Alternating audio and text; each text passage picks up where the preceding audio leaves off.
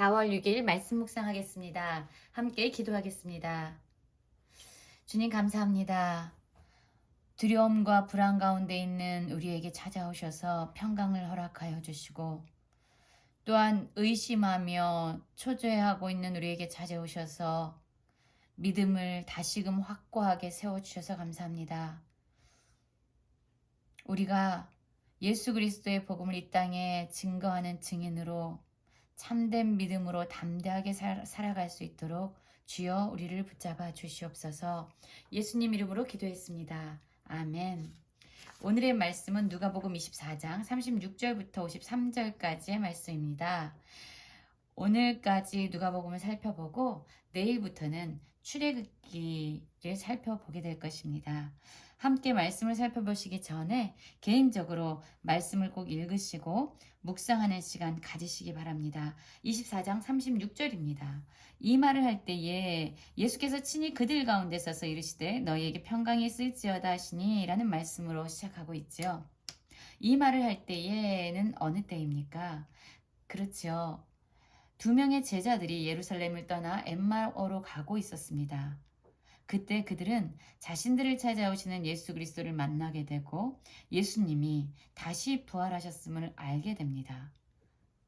그리고 이들은 다시금 예루살렘에 돌아가서 제자들에게 예수님이 자신들에게 오셔서 성경을 말씀하여 주시고 어떤 일이 있었는지에 대해서 말을 전해주고 있었습니다. 바로 그때 예수님께서 친히 그들 가운데 서셨다라고 말씀하고 있지요. 지금 예루살렘에 머물고 있는 제자들은 많은 두려움에 쌓여 있었습니다. 불안함이 있었지요. 자신들이 함께하고 스승으로 따라다녔던 예수님이 바로 십자가에 죽으셨습니다. 죄인의 이름으로 십자가의 처형을 당하셨지요. 이제 자신들에게 어떠한 위기가 올지 위험이 올지 알지 못하는 막연하고 두려운 상황 가운데 놓여 있었던 겁니다. 바로 그들에게 오셔서 예수님은 평강이 있을지어다 말씀하시면서 그들에게 평강을 허락하여 주십니다. 그러자 제자들의 반응은요, 놀라고 무서워했다라고 얘기합니다. 그리고 예수님을 단지 영으로 생각했다라고 얘기하고 있습니다. 그러자 38절에서 예수께서 그들에게 말씀하십니다. 두려워하며 어찌하여 마음에 의심이 일어나느냐. 그렇습니다. 예수님은 지금 제자들의 마음 가운데 어떠한 감정이 있는지 보고 계셨습니다. 그들은 두려워했습니다. 그리고 의심하고 있었습니다. 그러자 예수님은 그들에게 손과 발을 만져보게 하시면서 나를 만져보라라고 말씀합니다. 그들이 생각하는 영은 살과 뼈가 없지만 예수님은 지금 그들 앞에 서 있는 예수님은 손과 발을 보여주시면서 나는 육체를 가지고 있다라고 말씀하고 있는 것입니다. 그렇습니다. 예수님의 부활은요, 단지 영의 부활이 아닙니다. 예수님의 부활은요, 다시 육신을 입고 다시 사신 부활입니다. 그래서 그리스도인들의 부활은요, 단지 영의 부활이 아닙니다. 예수님께서 부활의 첫 열매가 되신 것처럼 우리 예수 그리스도를 믿는 자들은요, 육신과 함께 예수님처럼 부활하는 그런 부활을 바라보고 소망할 수 있는 것입니다. 예수님을 다시 만나게 되자 제자들은 너무나도 기뻐했다라고 말합니다. 그러나 아직도 믿지 못하고 놀랍게 여기고 있었다라고 얘기하죠. 그러자 예수님은 자신은 영뿐만 아니라 육신이 다시금 부활한 부활의 주님으로 그들에게 오신 것을 다시금 확증하여 주시면서 그들이 먹고 있었던 구운 생선 한 토막을 잡수셨다라고 얘기합니다.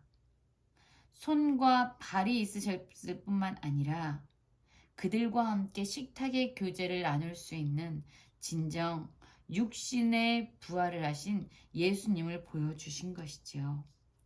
그리고 나서 예수님은 이제 그들에게 이렇게 말씀합니다.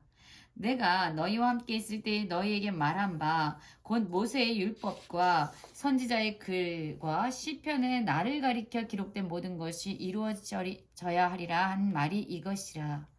즉 모든 성경이 말씀하고 있는 예수 그리스도를 통해서 하나님께서 이전에 말씀하신 모든 것들이 성취되고 반드시 신실하게 이루어질 것이다라는 그 말씀이 진정 예수 그리스도 하나님이 허락하신 메시아 그리스도를 통해서 완전히 성취되었음을 이들에게 다시금 말씀하고 계시는 겁니다.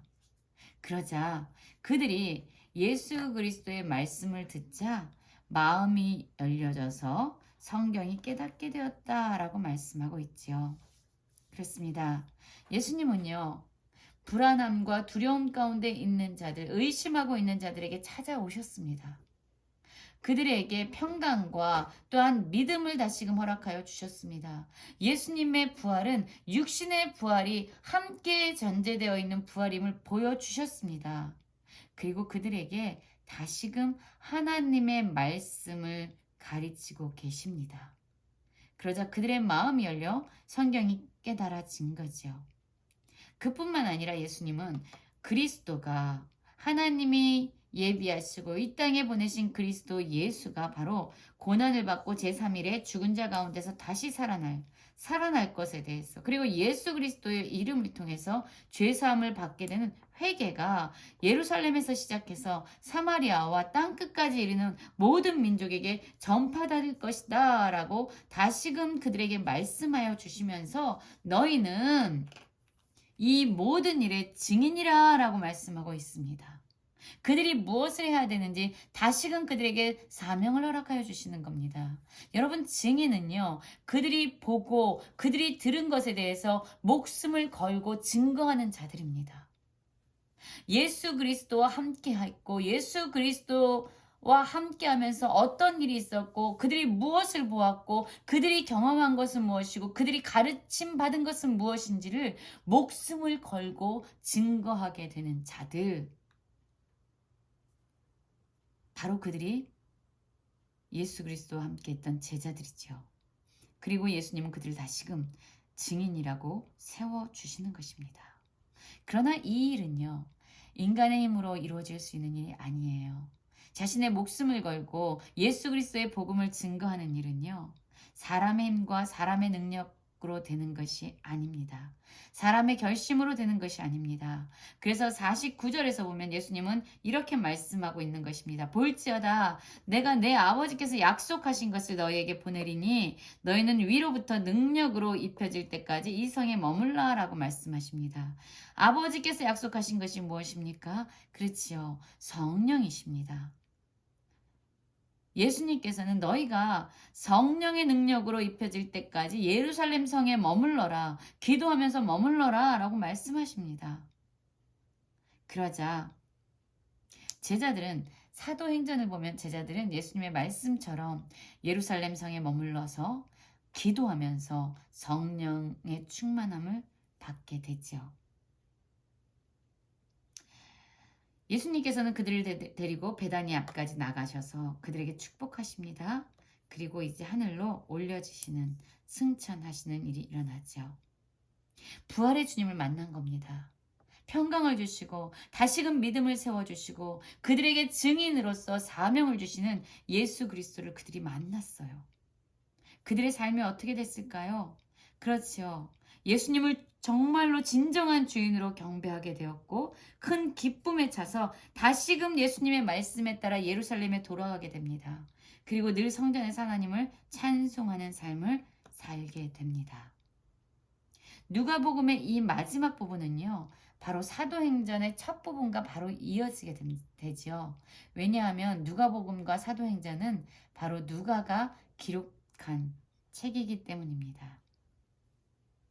우리가 불안할 때에, 우리가 두려워할 때에, 우리의 믿음이 사라지고 상황에 압도당해서 의심하는 마음이 생길 때에 주님은 우리에게 찾아오시지요. 우리에게 평강을 주시고 연약해져 있는 우리의 믿음을 다시 세워주십니다. 소망의 주님으로 찾아오셔서 우리에게 다시금 기쁨과 소망을 허락하여 주십니다. 다시금 하나님의 말씀을 기억나게 하시고 가르쳐 주십니다.